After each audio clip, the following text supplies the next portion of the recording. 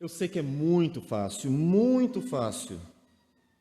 olharmos para os problemas que acontecem ao nosso redor.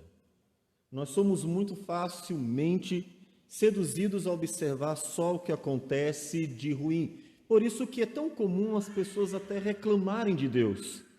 Quantas vezes pessoas se levantam contra Deus e dizem assim: mas por que Deus então deixa acontecer essas coisas? Por que é assim? Por que é daquele outro jeito? Nós somos facilmente inclinados a ver aquilo que não nos agrada. E uma das razões é porque nós temos um rei na barriga. Nós mesmos. Nós achamos que tudo tem que ser conforme nossa vontade. Sempre que não é, então nós não gostamos. As pessoas não gostam de ser contrariadas.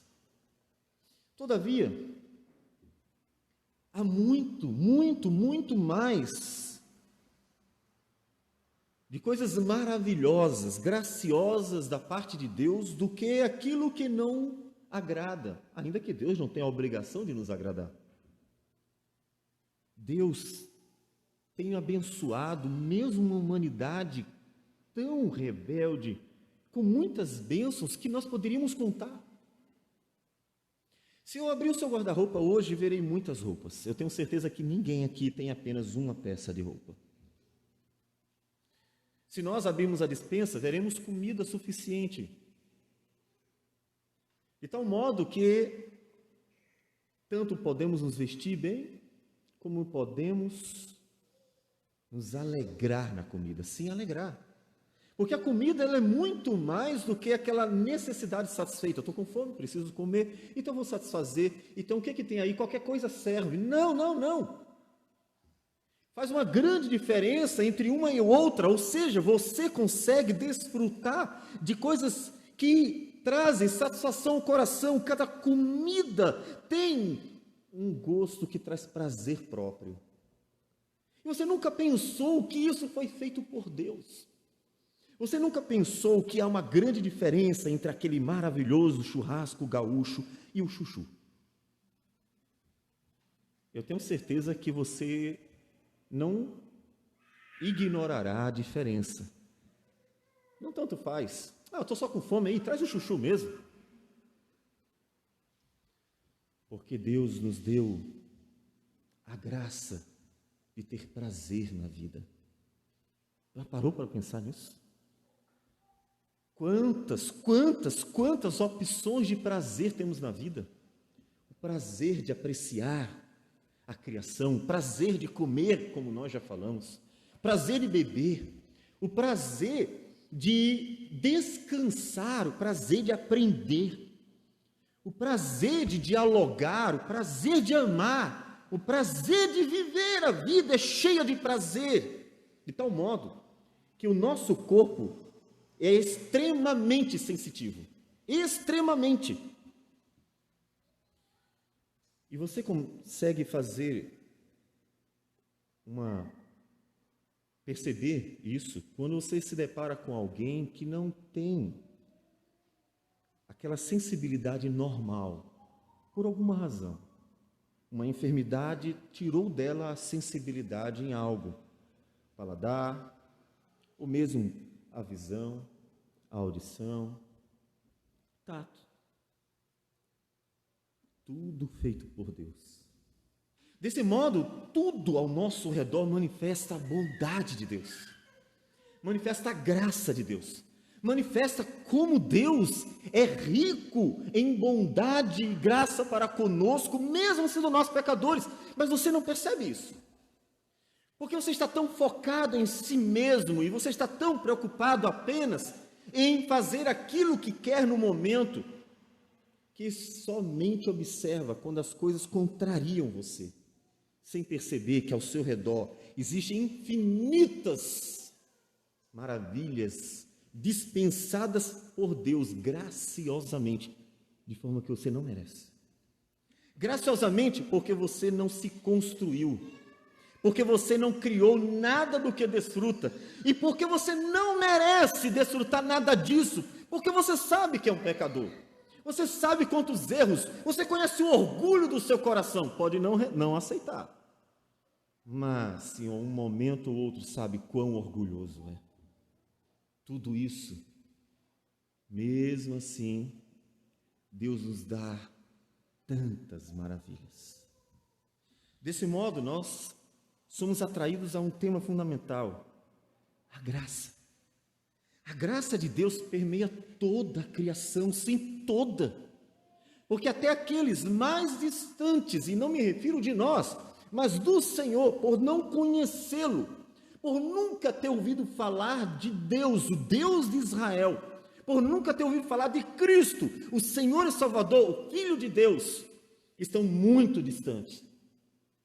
Eles mesmos desfrutam desta graça dispensada por Deus, porque eles também experimentam tudo que Deus criou, toda esta criação maravilhosa. Isso já é suficiente para mostrar que a vida é um fruto da graça de Deus. Para mostrar que nada é por mérito, nada. Que não há uma coisa sequer que seja por mérito, mas tudo vem pela graça, porque Ele quis dispensar graça sobre nós. E vivemos porque Ele graciosamente nos sustenta a vida. Todavia, há um assunto muito mais emergencial e que Paulo está tratando no livro de Romanos, como nós começamos a exposição há alguns domingos. E no capítulo 4, que é hoje o nosso capítulo de exposição da carta de Paulo aos Romanos, ele vai nos falar desta graça, só que esta graça dispensada para a salvação de todo aquele que crê no Senhor Jesus. Convido você a abrir a carta de Paulo aos Romanos, capítulo 4. Vamos fazer uma leitura, acompanhem conosco a leitura que estaremos fazendo.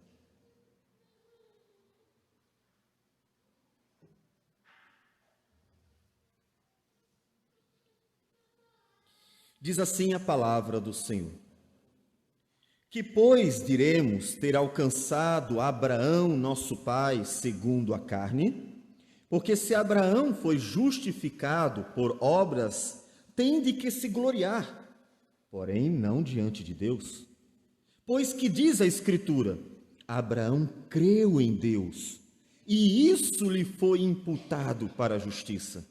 Ora, ao que trabalha, o salário não é considerado como favor, e sim como dívida. Mas ao que não trabalha, porém crê naquele que justifica o ímpio, a sua fé lhe é atribuída como justiça. E é assim também que Davi declara ser bem-aventurado o homem a quem Deus atribui justiça, independentemente de obras. Bem-aventurados aqueles cujas iniquidades são perdoadas e cujos pecados são cobertos. Bem-aventurado o homem a quem o Senhor jamais imputará pecado. Vem, pois, esta bem-aventurança exclusivamente sobre os circuncisos ou também sobre os incircuncisos? Visto que dizemos, a fé foi imputada a Abraão para a justiça, como, pois, lhe foi atribuída? Estando ele já circuncidado ou ainda incircunciso? Não no regime da circuncisão, e sim quando incircunciso. E recebeu o sinal da circuncisão como selo da justiça da fé, que teve quando ainda incircunciso, para vir a ser o pai de todos os que creem, embora não circuncidados, a fim de que lhes fosse imputada a justiça, e pai da circuncisão, isto é, daqueles que não são apenas circuncisos, mas também andam nas pisadas da fé que teve Abraão, nosso pai, antes de ser circuncidado. Não foi por intermédio da lei que Abraão ou a sua descendência coube a promessa de ser herdeiro do mundo, e sim mediante a justiça da fé. Pois, se os da lei é que são os herdeiros, anula-se a fé e cancela-se a promessa, porque a lei suscita a ira, mas onde não há lei, também não há transgressão. Essa é a razão por que provém da fé, para que seja segundo a graça, a fim de que seja firme a promessa para toda a descendência, não somente ao que está no regime da lei, mas também ao que é da fé, que teve Abraão, porque Abraão é pai de todos nós, como está escrito: por pai de muitas nações te constituí. Perante aquele no qual creu, o Deus que vivifica os mortos e chama à existência as coisas que não existem. Abraão, esperando contra a esperança, creu, para vir a ser pai de muitas nações, segundo lhe fora dito: assim será a tua descendência. E sem enfraquecer na fé, embora levasse em conta o seu próprio corpo amortecido, sendo já de 100 anos e a idade avançada de Sara, não duvidou, por incredulidade, da promessa de Deus, mas pela fé se fortaleceu, dando glória a Deus, estando plenamente convicto de que ele era poderoso para cumprir o que prometera, pelo que isso lhe foi também imputado para a justiça. E não somente por causa dele está escrito que lhe foi levado em conta, mas também por nossa causa, posto que a nós igualmente nos será imputado, a saber, a nós que cremos naquele que ressuscitou dentre os mortos, a Jesus, nosso Senhor, o qual foi entregue por causa das nossas transgressões e ressuscitou por causa da nossa justificação. Senhor Deus amado, a palavra é tua. E ela, Senhor Deus, nos foi dado graciosamente para que conhecêssemos a Ti, a Teu Filho, e a salvação, ó Deus, que vem desta Tua obra magnífica.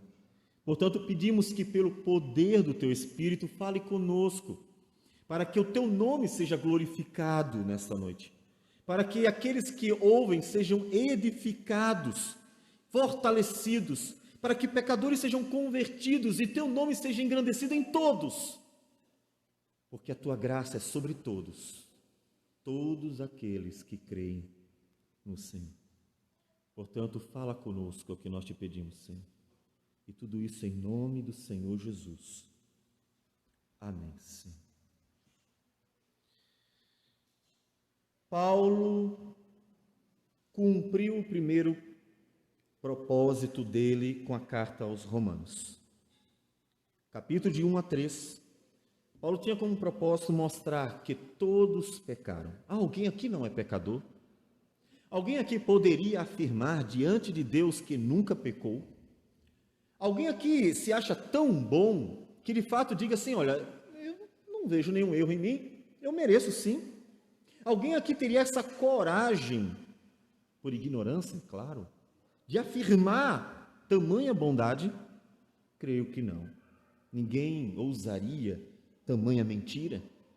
Paulo nos diz em Romanos capítulo 3, e aí versículo de número 19 e 20, conclui dizendo: ora, sabemos que tudo que a lei diz aos que vivem na lei, o diz para que se cale toda a boca e todo o mundo seja culpável perante Deus, visto que ninguém será justificado diante dele por obras da lei, em razão de que pela lei vem o pleno conhecimento do pecado. Paulo tinha que fazer isso, porque os judeus confiam demasiadamente em suas obras, o que não é incomum aos nossos dias e inclusive nas religiões de forma geral. Basta você pesquisar quantas religiões no mundo inteiro têm como crença básica que a salvação, o agrado aos deuses da sua religião vem por obras, por alguma coisa que o homem faça. O homem tem este desejo de mostrar que pode. E Paulo precisa mostrar: meu filho, você não pode. Como é que está o mundo, me diga? O homem, após ter exaltado demasiadamente a razão, o racionalismo do século XIX e então entra no século XX. Depois do homem ter se engrandecido, o iluminismo vem aflorando nos corações a ideia de que o homem é autossuficiente quando ele exalta a sua razão. Após o homem achar que agora tudo iria funcionar muito bem por causa da era da razão, duas grandes e terríveis guerras acabam com tudo, mostrando para o homem que a sua razão também está debaixo do pecado. De tal forma que você pode ver isso na sua vida. Quantas vezes você já fez planos e deram errados? Quantas vezes você disse, eu vou fazer assim, eu vou fazer assim, eu vou fazer assim, e achava que os seus planos eram perfeitos e tal, tudo muito bem elaborado, e então percebeu lá na frente que não é bem como você pensa, que nem tudo funciona como você acha, e que sua mente, ela não é, com certeza, tão pura e perfeita como você cogitou. Paulo precisa mostrar, somos pecadores, todos, indistintamente. Mas observe que em nossa cultura isso não está claro. E uma das formas de mostrar é que quando uma pessoa se torna cristã, boa parte de outras pessoas que faziam parte do convívio já vão olhar meio assim, agora a gente é pecador e não presta, mas ele agora, ele é bom, ele é diferente da gente. Normalmente associando a ideia de que aquela pessoa tinha algo a mais, que não tem. Ou então, quando você vai evangelizar, falar de Jesus, anunciar Cristo, o Senhor, unicamente Cristo. Muitas pessoas fazem assim, pastor, olha, quando eu parar de fumar, parar de beber, quando eu fizer isso, fizer aquilo, aí eu pretendo entrar na igreja. Como se isso significasse ser cristão. Está no sangue de nossa nação a ideia de que o homem precisa dar a Deus alguma coisa, como se pudesse dar a Deus alguma coisa de que Deus precisasse. Há alguma coisa que você possa dar a Deus que Deus precise? Nos Salmos, Deus chega a dizer assim, minha gente, todos os animais são meus, para que eu vou pedir sacrifícios? Eu não preciso de nada, tudo é meu. Algo tão básico, não é? Se ele criou tudo, ou já que ele criou tudo, é óbvio que tudo é dele. Por que então ele precisaria da gente? Não temos nada para dar. E é então que Paulo precisa entrar no assunto fundamental para a salvação: graça. É estranho isso a gente, né? Uma sociedade que as pessoas, para ter, elas precisam pagar. É o normal da sociedade, e não que seja errado. Mas nós não estamos acostumados com graça. Quando alguém chega para você e simplesmente diz assim, fulano, toma aqui para você. Uma coisa boa, coisa que você não esperaria jamais receber assim de graça. Ela simplesmente vai lá e te dá, olha que é uma coisa muito boa. E uma coisa que talvez até você quisesse ter. Como é que você reagiria? Você ficaria meio espantado assim. Já diz um ditado que quando a esmola é grande demais, pobre desconfia. Normalmente é assim que a gente fica, né? Quando vem uma coisa muito boa, a gente já fica assim, tem coisa por aí. A gente já fica cismado. Porque nós não nos acostumamos com a graça. Nos acostumamos com a ideia de que precisamos sempre ter méritos para receber alguma coisa. Mas não é assim a salvação, porque mérito algum temos. E Paulo quer mostrar isso, ele quer chamar a atenção de todos para o fato, realidade. E não tem como negar, Paulo vai mostrar de várias formas isso. Que no que diz respeito à salvação, somente uma palavra cabe: graça. Graça e só graça. E para isso Paulo vai recuar ao Antigo Testamento. Aquele texto, aquele bloco de texto que até então era de fato o único presente no cristianismo, a escritura sagrada do Antigo Testamento, e o Novo Testamento estava ainda em composição. Ele vai para um bloco de texto que em nossos dias é tão mal interpretado que não é incomum pessoas dizerem, Antigo Testamento, é o período da lei, Novo Testamento, o Novo Testamento, esse é que eu gosto, período da graça. Quantas pessoas só leram o Novo Testamento? Quantas pessoas ou já ouviram alguém dizer assim, olha, leia o Novo Testamento? O Antigo não, De tal modo que somos estimulados a uma parte da Escritura como se a outra, Deus não manifestasse graça nenhuma. Só que é exatamente lá que Paulo vai mostrar para a gente a graça de Deus. E eu queria ir um pouco adiante na história. Paulo usa 2 personagens apenas. Creio que vocês perceberam. Abraão é o principal personagem. Vocês viram desde o início. Que, pois diremos, ter alcançado Abraão, nosso pai, segundo a carne, é o primeiro, e é o fundamental. Por que Abraão? Tem tanto personagem, ele poderia ter falado de Isaac, de Jacó, ele poderia ter falado de outros personagens, como Josué, e outros mais da história de Israel, mas por que Abraão? Básico, porque Israel nasce com Abraão. Abraão é o pai da nação. Abraão foi o homem escolhido por Deus para ser o pai de uma nação que seria um instrumento de Deus para o nascimento do Filho de Deus, o Salvador do mundo. Então Abraão é fundamental, porque é ele o começo de toda a nação de Israel. Mas ele também cita, ainda que resumidamente, um outro personagem, também muito importante em Israel, e inclusive na Escritura, porque ele pode ser considerado um dos maiores profetas de Israel. Metade, praticamente, dos salmos é dele, Davi. E ele cita um salmo de Davi, o Salmo 32. Mas havia há muito mais personagens para mostrar o que Paulo quer mostrar. Ele quer mostrar que a graça de Deus permeia toda a Escritura, toda. Que a graça de Deus começa lá. E que Deus nunca salvou pessoas por obras da lei, tão somente pela graça. Porque pela lei vem apenas a consciência ou a punição por causa do pecado. A graça de Deus. Começa com Adão. Vamos passar por alguns personagens rapidamente. Se nós formos para Gênesis, e vocês conhecem bem a história, capítulo 1, Deus criou, 2, mostra a formação do homem, 3, o homem criado por Deus, e que recebeu coisas tão maravilhosas, já está fazendo besteira. Como seu filho, que você acabou de dar um presente maravilhoso, e ele pega aquele presente maravilhoso e faz uma besteira qualquer, um carro, por exemplo.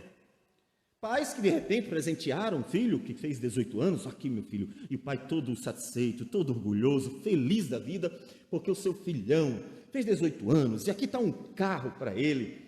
E o filho então fica demasiadamente alegre, mas provavelmente menos do que o pai, porque o pai se sente satisfeito em se ver como um bom pai, agradando o filho que tanto ele ama.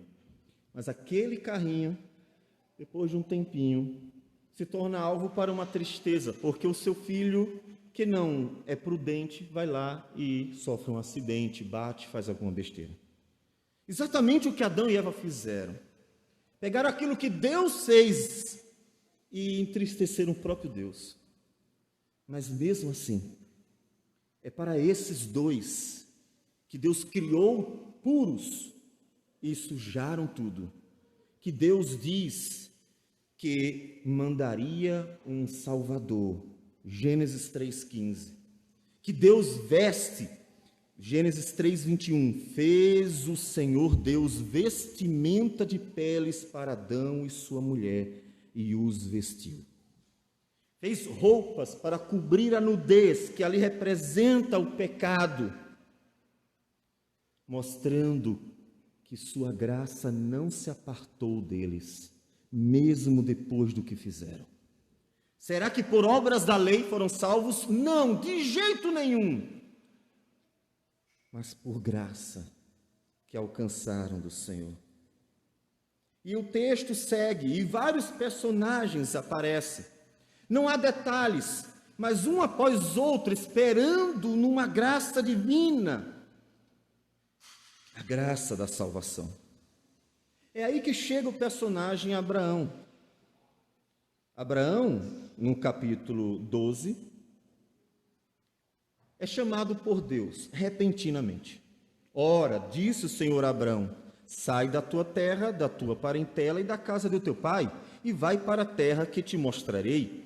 De ti farei uma grande nação, e te abençoarei, e te engrandecerei o nome, sê tu uma bênção.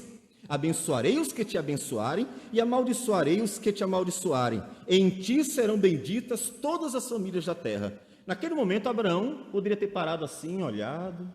Eu? O senhor está falando comigo? Será que tem outro aqui? O que eu fiz? Eu não fiz nada para merecer tantas bênçãos. Todos os que me abençoarem serão abençoados, e os que me amaldiçoarem serão amaldiçoados, porque Deus estaria com Abraão. Mas Deus, eu nem sabia quem era o Senhor, eu nem conhecia o Senhor, por que isso? Josué nos mostra como Abraão vivia antes de Deus ter chamado, em Josué 24, versículo 2.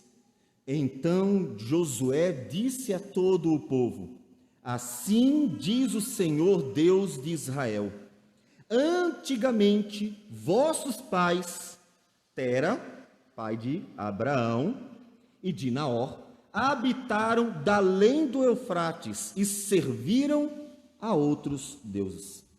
Josué recua no tempo antes de Gênesis 12 e diz: olha, Abraão, que é o nosso pai, pai da nação de Israel, Abraão, antes de Deus chamar, vivia da além do Eufrates, vivia na região que é aproximadamente a região da Babilônia, a região ali conhecida toda ela como Mesopotâmia. E olhe, eles serviam outros deuses, eles não serviam ao Senhor, eles não conheciam. Vejam que a idolatria, mesmo depois do dilúvio, depois que Deus limpou a terra, começou a surgir rapidamente, e Abraão era um deles. Eu, porém, continua Josué dizendo, no versículo 3, tomei Abraão, vosso pai, da além do rio, e o fiz percorrer toda a terra de Canaã. Também lhe multipliquei a descendência e lhe dei Isaque. Percebem a graça? Abraão estava vivendo a vidinha dele como você. Você entrou aqui e provavelmente saiu de um dia a dia comum. Eu não sei o que você faz nos domingos. Não sei se você vai para uma igreja e se sabe o que está fazendo. Eu não sei se você de repente vai passear, vai para a praia, vai para o cinema, shopping, para a praça, sei lá, ou até mesmo em casa, fica assistindo um jogo de futebol. Eu não sei o que você faz. Eu não sei qual é a sua programação, eu não sei o que você tem como hábito, mas Abraão tinha uma vida comum como a sua. Abraão tinha uma vida qualquer como a sua, satisfazendo os seus sonhos e gostos naturais, e como você, vivendo até que a morte chegue. E Deus simplesmente vai até ele e diz: Abraão, eu quero tirar você dessa vida, desse mundinho que você vive, e vou levar você para uma nova terra, para uma nova vida, e abençoarei você. Graça.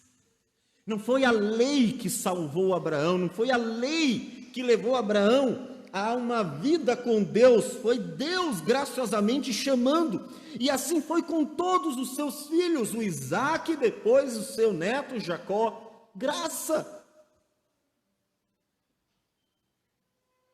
A lei nunca salvou ninguém e nunca salvará. Cada personagem do Antigo Testamento sendo acolhido por Deus graciosamente, sendo pecadores, fazendo todo tipo de besteira. E citando Davi, um homem segundo o coração de Deus, um homem que recebe um título que ele jamais mereceria, e ele sabe disso. Porque o próprio Davi, no Salmo 51, um outro salmo dele, ora ao Senhor plenamente consciente de sua natureza pecadora, dizendo: compadece-te de mim, ó Deus, segundo a tua benignidade. Eu quebrei a tua lei, eu sou um pecador, mas tem misericórdia de mim segundo a tua graça. A graça. E segundo a multidão das tuas misericórdias, apaga as minhas transgressões. Lava-me, eu estou sujo, lava-me completamente da minha iniquidade e purifica-me do meu pecado, pois eu conheço as minhas transgressões. Eu sei os meus pecados, eu sei como eu sou um pecador, e o meu pecado está sempre diante de mim. Mas Davi encontra no Senhor graça. Paulo está mostrando para a igreja do Novo Testamento que a graça de Deus sempre foi a causa da salvação dos pecadores do Antigo Testamento. E não é diferente em nossos dias. Se você que entrou aqui nunca tinha entrado numa igreja cristã evangélica, reformada, você que entrou aqui e que nunca teve um convívio ou contato com alguém que professa fé no Senhor Jesus, saiba que não tem ninguém aqui melhor do que você. Nenhum dos pecadores que são membros desta igreja podem ser chamados de melhor do que você. Porque como Davi, todos pecaram e carecem da glória de Deus. Independente de quem seja. Do mais novo membro ao pastor. Todos. E Paulo quer mostrar isso. Porque é fundamental que você entenda que a salvação do homem, diante do dia em que o Senhor voltará, o dia em que Ele colocará toda a humanidade diante de seus olhos, a salvação do pecador depende fundamentalmente, unicamente, do Senhor e Salvador Jesus. Em Mateus capítulo 25, o Senhor Jesus diz no versículo 31, como será o último dia. Se você nunca ouviu, preste atenção. Aquele último dia que aguardamos, porque o Senhor prometeu voltar e cumprirá, como cumpriu a primeira vinda. Ele disse que quando vier o Filho do Homem, na sua majestade, e todos os anjos com ele, então se assentará no trono da sua glória, e todas as nações serão reunidas em sua presença. E ele separará uns dos outros, como o pastor separa dos cabritos as ovelhas. E porá as ovelhas à sua direita, mas os cabritos à sua esquerda. Então dirá o rei aos que estiverem à sua direita: vinde, benditos de meu Pai, entrai na posse do reino, que vos está preparado desde a fundação do mundo. Você precisa estar pronto para aquele dia.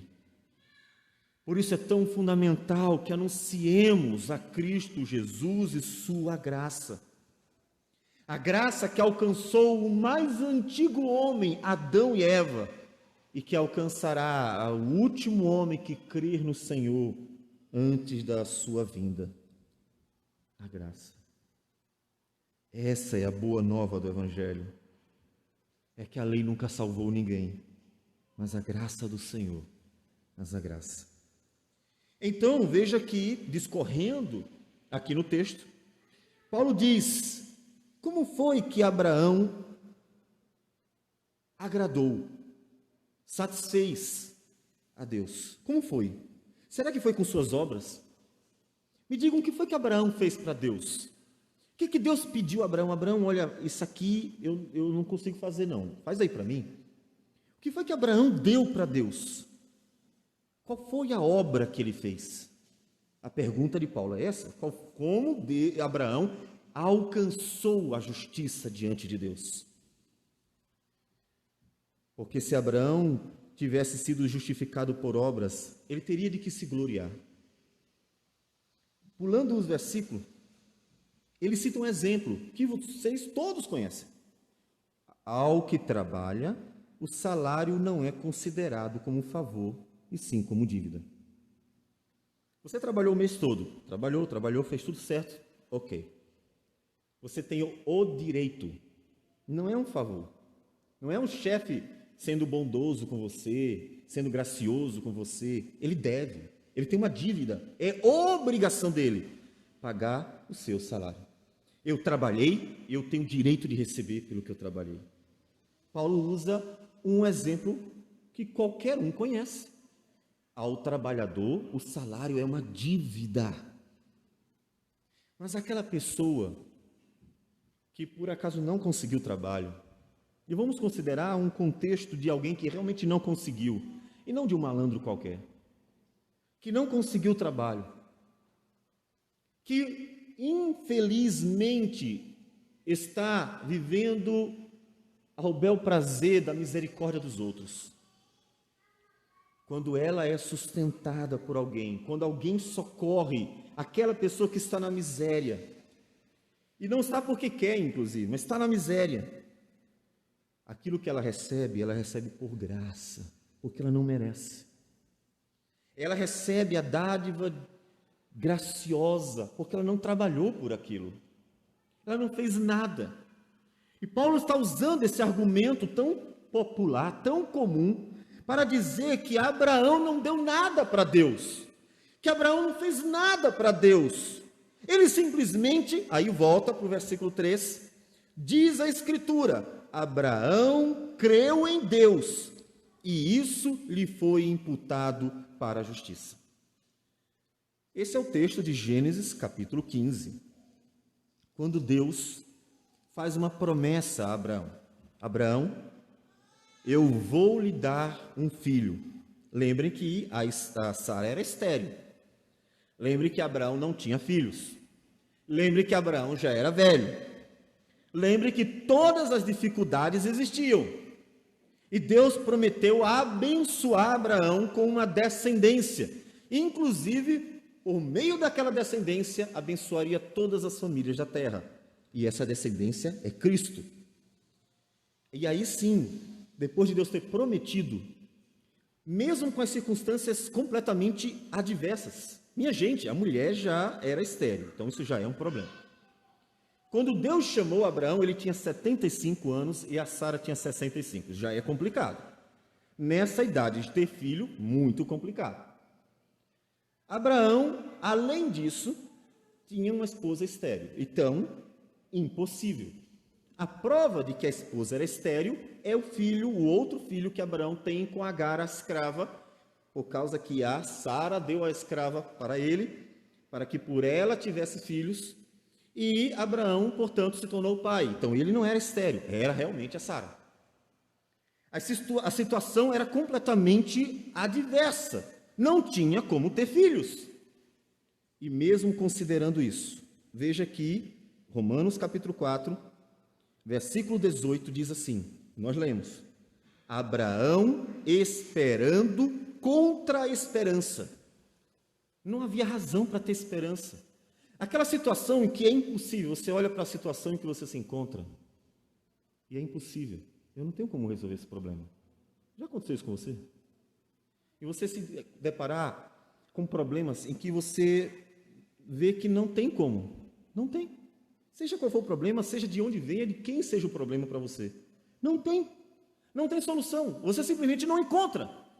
Abraão estava diante de uma situação assim, era impossível, não havia como ter filhos. E mesmo assim Deus diz assim, eu vou lhe dar filhos.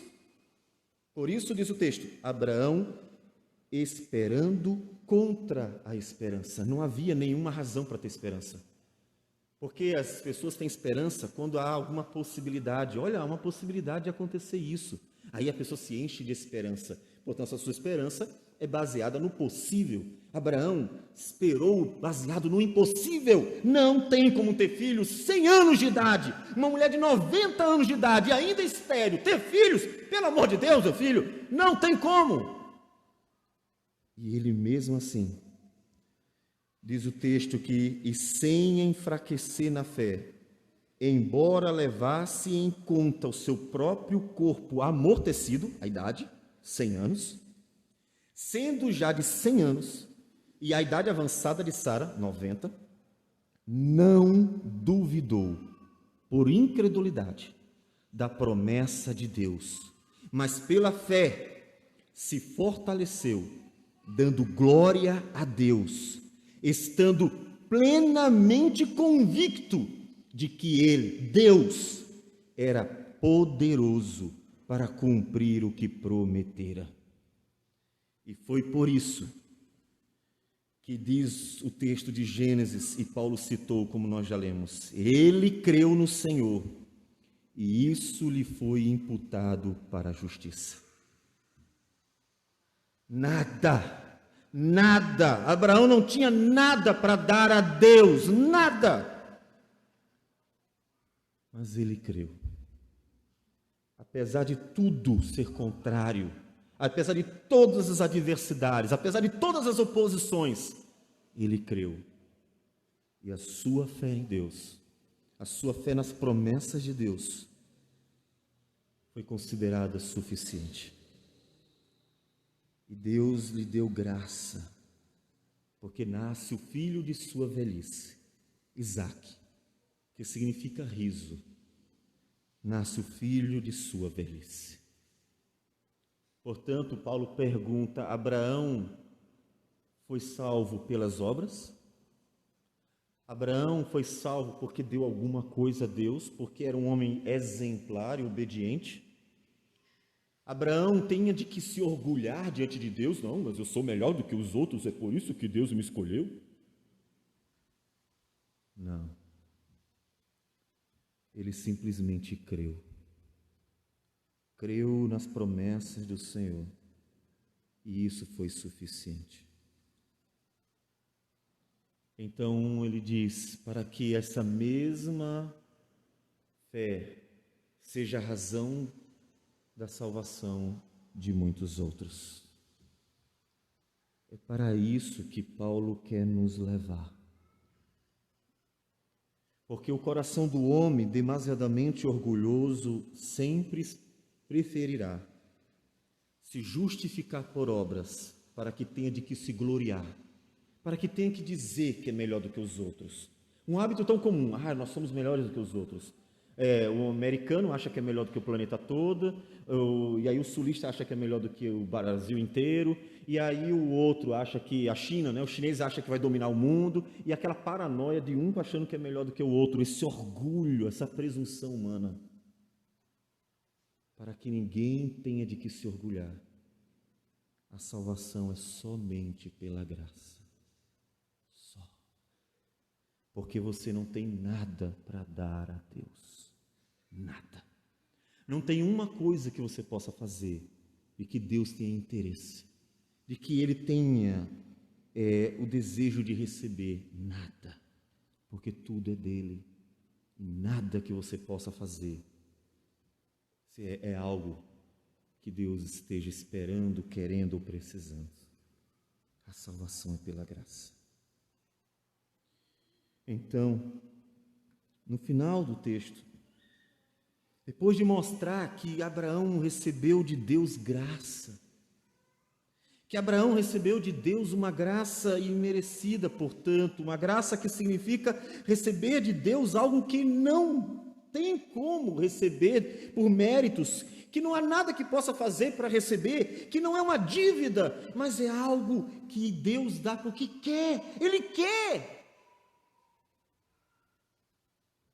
Ele no final nos diz: mas também por nossa causa, versículo 24, posto que a nós igualmente nos será imputado, a saber, a nós os que cremos naquele que ressuscitou dentre os mortos, a Jesus, nosso Senhor, o qual foi entregue por causa das nossas transgressões e ressuscitou por causa da nossa justificação. Por onde veio a graça? Por Jesus. Sempre será para Jesus que Paulo vai apontar, porque a graça de Deus vem somente por meio dele. Por que pastor? Poderia ser por Maomé?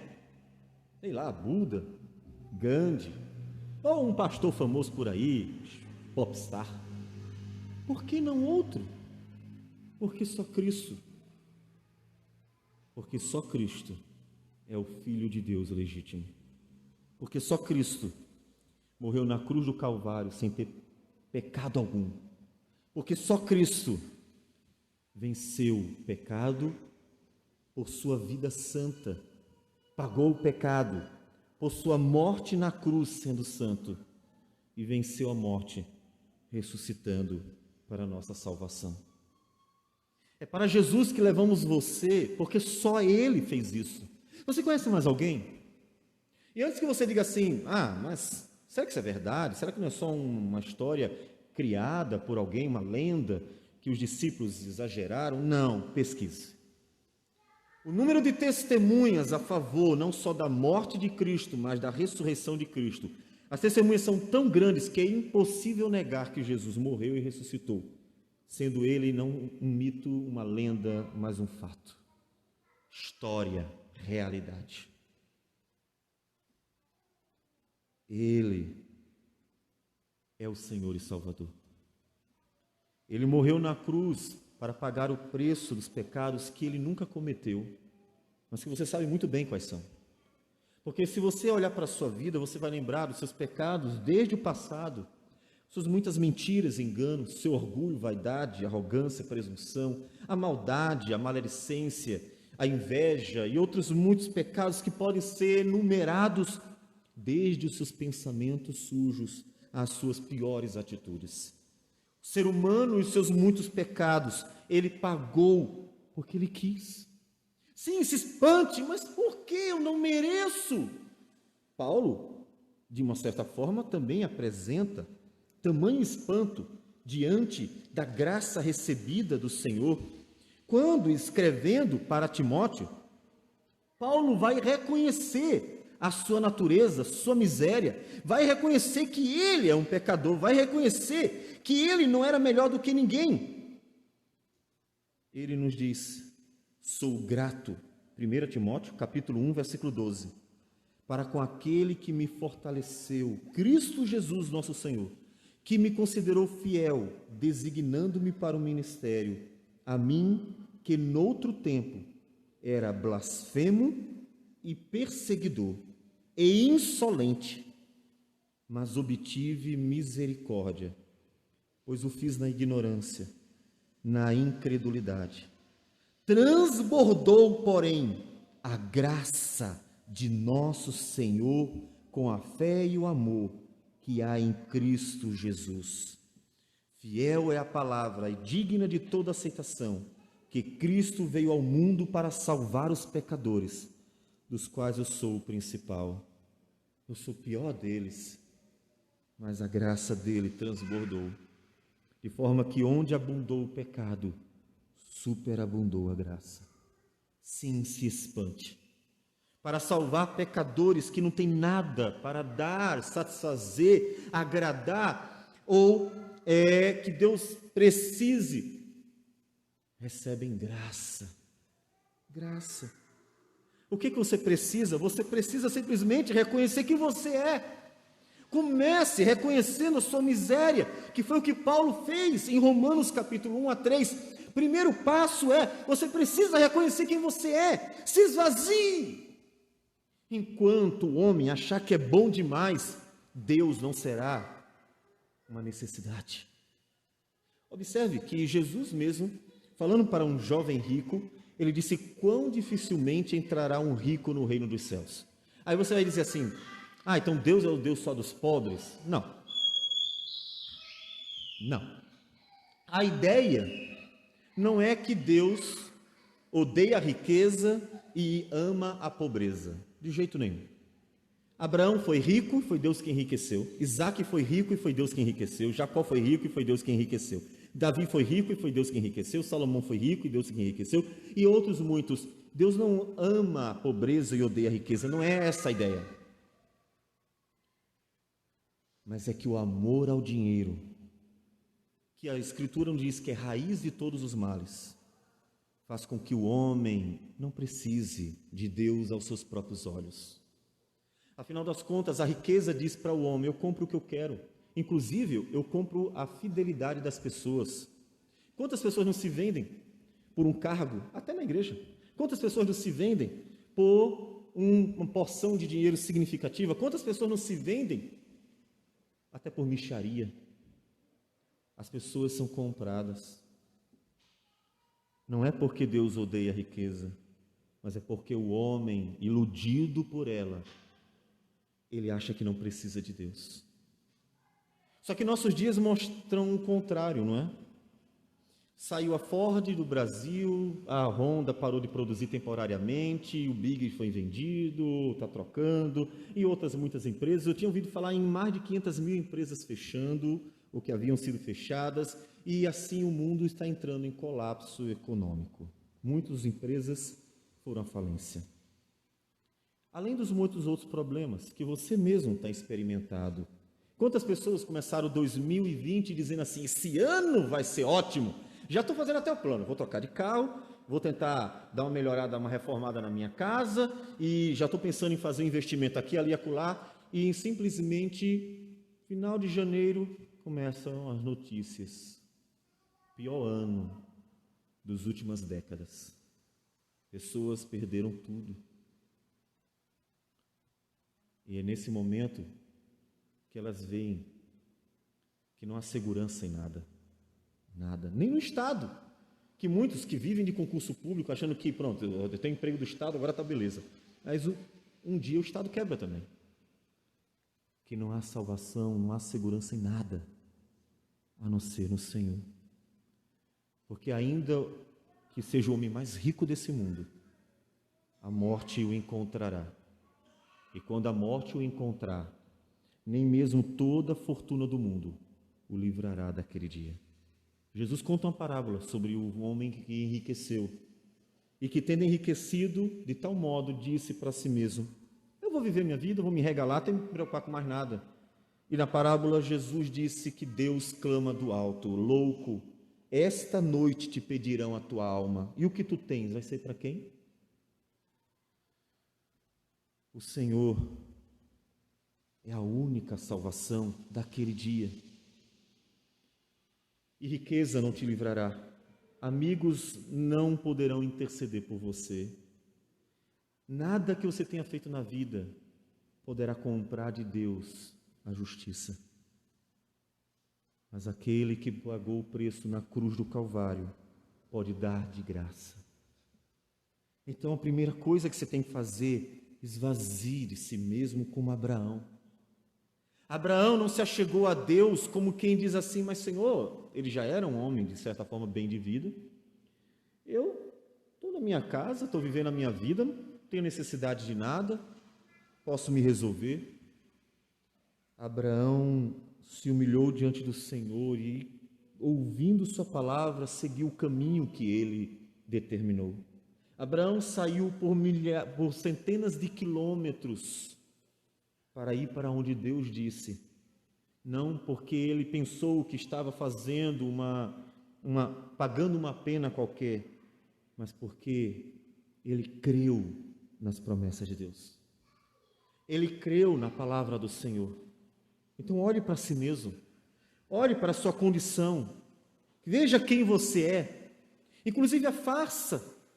Quantas pessoas, e como é costumeiro que o homem queira mostrar para os outros que é uma coisa quando não é. A farsa que a sociedade vive. Pessoas compram carros bons para mostrar para os outros que têm posses, quando às vezes nem tem. Pessoas fazem coisas que não podem só para mostrar para a sociedade uma aparência, porque a sociedade vive de aparência. As pessoas sorriem quando na verdade o coração está profundamente amargurado. Pessoas mostram algo que não tem para tentar ser aceitas pela sociedade. É a farsa social. Se desfaça disso, porque diante de Deus você está nu como uma criança. Porque Ele conhece quem você é. Ele sabe. E nada nem ninguém pode esconder diante de Deus quem é. nada nem ninguém. Então, se desfaça de todo esse ego diante de Deus, para receber tudo o que você precisa, de graça, das mãos do próprio Deus. Se desfaça de toda a sua aparência diante dos homens, porque diante de Deus ela não vale nada, para que você receba das mãos do próprio Deus a graça da salvação em Cristo Jesus. Sempre será para Ele, porque Ele é o Senhor e Salvador. Então, você sairá daqui, e é o nosso desejo, com o propósito de simplesmente abrir seu coração diante de Deus. Sim, aquilo que você nunca fez com as pessoas. Porque é difícil, em uma sociedade que vive de mentiras, enganos e competição, concorrência e outros pecados mais, é difícil o homem abrir o seu coração para os outros. Mas faça isso diante do Senhor, para que, na sinceridade de um coração que sabe a miséria de sua alma, como Davi, repito, que chegou para Deus e disse aquilo que era a verdade sobre o seu ser, como nós lemos no Salmo 51, Davi orando ao Senhor: lava-me completamente da minha iniquidade, porque o meu pecado está diante de mim, eu sei quem eu sou. E então, numa sincera confissão, olha para Cristo. Não pense assim, mas o que eu vou dar para Deus? Acho que eu vou ser um homem melhor, vou parar de fumar, de beber, eu vou deixar de frequentar certos lugares e vou começar a ir para a igreja. Eu acho que se eu fizer isso, Deus vai se agradar de mim. Deus precisa de você assim? É isso que Deus quer? Quando a salvação foi conquistada por Cristo Jesus na cruz do Calvário? Não. A nova vida do homem, ela tem que ser uma consequência de sua fé em Cristo. Jamais uma tentativa de satisfazer a justiça de Cristo. Jamais uma causa. Então olha para o Senhor e apenas clama: Senhor, eu não tenho nada para dar. Nada. Se eu desse tudo o que eu tenho de bens materiais, e se você for muito rico e dissesse assim: Senhor, se eu der a minha fortuna para o Senhor, ainda assim tu dirás para mim: toda a terra é minha, eu dou para quem quer e tiro de quem quero. Então não tem nada que eu possa dar ao Senhor. Mas o Senhor tem algo que eu preciso muito, Senhor. O Senhor tem algo que eu não posso alcançar de outro jeito, porque eu sou um pecador. Disse Davi: eu nasci em pecado, eu sou um pecador, mas eu quero e eu preciso a tua graça. Perdoa meus pecados, aceita-me como teu filho, recebe-me na tua família, a família de Deus, como a igreja é chamada, e então me salva, para que eu viva pela esperança da salvação, pela esperança da vida eterna, até o último dia da minha vida. É para este momento que a palavra de Deus quer conduzir você. Porque são aqueles que saem daqui humilhados pela palavra de Deus, mas esperançosos pelas promessas do Senhor, que curvando-se diante de Deus, sabendo que as promessas dele são verdadeiras, clamam por essas promessas, por esta graça, que no dia que Jesus voltar, serão chamados de filhos benditos, porque não tendo nada para dar a Deus, creram naquele que justifica graciosamente os que esperam por Ele. Portanto, ainda hoje, olha para Jesus, porque Ele tem algo que você precisa, e é de graça.